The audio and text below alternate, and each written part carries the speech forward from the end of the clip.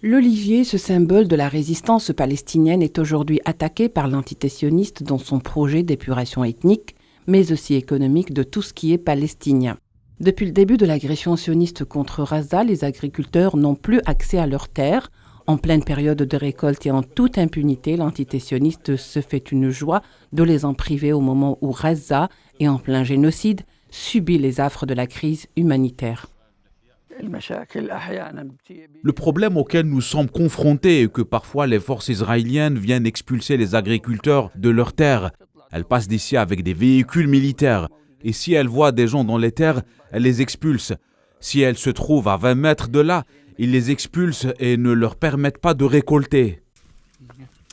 Mohamed Assawaiti, qui vit à Beit Awa, dans le sud de la Cisjordanie, possède 11 oliviers, un patrimoine qui est une source de revenus pour de nombreuses familles vivant dans la région. Mohamed affirme par ailleurs que les agriculteurs de Gaza ne reçoivent pas de permis normalement délivrés pendant la saison et qui leur permettent de franchir la barrière.